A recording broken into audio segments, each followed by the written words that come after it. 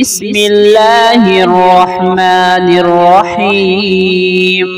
إن المتقين في ظلال وعيون وفواكه مما يشتهون كلوا واشربوا هنيئا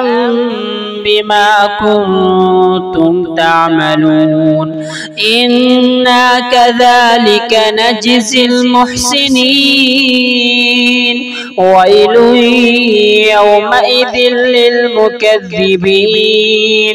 كلوا وتمتعوا قليلا إنكم مجرمون ويل يومئذ للمكذبين وإذا قيل لهم اركعوا لا يركعون ويل يومئذ للمكذبين فبأي حديث بعده يؤمنون.